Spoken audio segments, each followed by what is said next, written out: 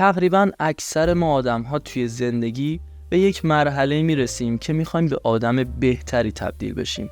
من توی این ویدیو نمیخوام بگم که مثلا دروغ گفتن کار بدیه، غیبت کردن کار زشتیه، این کارو انجام نده، یا مثلا کمک کردن کار خوبیه، اون کارو انجام بده.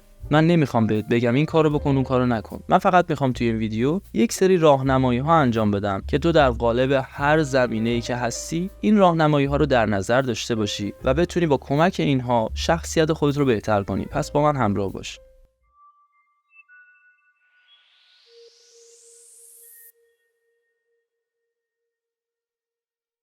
اولین کاری که باید بکنی اینه که رفتارهای خوب و بد رو تشخیص بدی و نگاه کنی درون شخصیت خودت چه ویژگی‌های خوبی داری که بهتر نگهشون داری و چه ویژگی‌های بدی داری که بهتر اونها رو حذف کنی.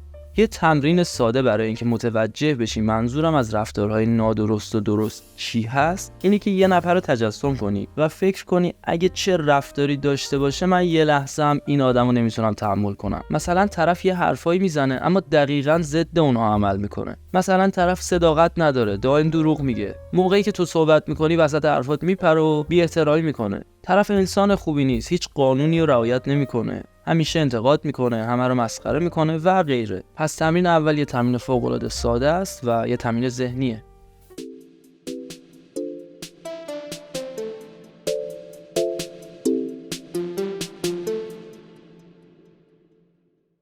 متاسفانه نسل امروز ما انقدری که روی مسائل جزئی و تزیینی تمرکز داره روی بخش اصلی رفتار و شخصیت انسانی نداره. اگه یکم با دقت نگاه کنی همه ویدیوهایی که تو اینترنت هست راجع به چجوری با دخترها صحبت کنیم، چجوری جذاب‌تر باشیم، چجوری کاریزماتیک‌تر باشیم، چجوری لباس بپوشیم و غیره، همشون دارن یه حرفو میزنن. در واقع محتوا و هدف تک تک این ویدیوها به همین جمله ختم میشه که چجوری تبدیل به یک آدم بهتری بشیم. پس این مسئله خیلی مهمه. و حالا من یه سوالی از شما میپرسم، شما ویدیو رو نگاه دارین و سعی کنین وقت بذارین و فکر کنین جواب بدین به این سوال.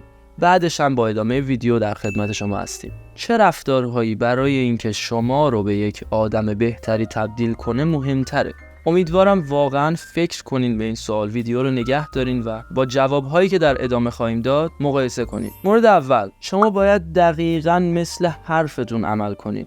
مثلا طرف میگه از شنبه رژیم غذایی رو میخوام استارت کنم، در حالی که 3 سال بعد هم میبینی همون هیکلو داره و اصلا رژیمی رو استارت نکرده و هنوزم داره میگه که میخوام از شنبه شروع کنم. طرف میگه میخوام یه شبکه تولید محتوا را بندازم، اما یه نفر میبینی توی یه هفته شبکه راه انداخته، یه نفر دیگر رو میبینی که 10 سال گذشته هنوزم کارشو انجام نداده.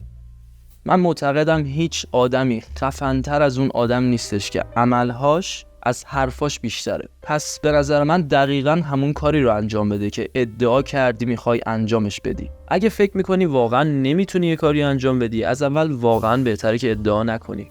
اما اگه ادعا کردی، شما نسبت به اون حرفی که میزنی مسئولی. پس بهتره که واقعاً عمل کنی. و مورد دوم، تمرکز کن روی رشد شخصیت خودت. هر کاری که میکنی، هر عملی که داری و هر حرفی که داری میزنی باید در جهت رشد شخصیتت باشه و یکی از بهترین راه‌ها برای رشد شخصیتت ایجاد یک شرایط محیطی منظمه. همونطوری که ژنرال مکریون میگه اگه میخوای دنیا رو تغییر بدی، اول تخت خوابت رو مرتب کن. یعنی از خودت، اتاقت، تیپت، جایی که غذا میخوری، جایی که درس میخونی و غیره شروع کن به تغییر.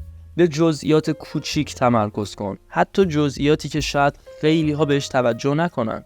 اگه یه جوراب سوراخی پات کنی و بری بیرون، شاید هیچ کس متوجه نشه که جوراب سوراخه چون که کفش پاته، اما خودت که میدونی جورابت سوراخه. بحث اینجاست که خودت باید به خودت احترام بذاری، به جای خوابت، به جایی که غذا میخوری، به مکانی که درس میخونی و مطالعه میکنی. پس سعی کن همیشه منظم باشی و اول از همه از جزئیات خیلی ریز شروع کن، جزئیاتی که حتی هیچ کسی بهشون توجه نمیکنه. مهم اینه که ذهن خودت رو مرتب کنی.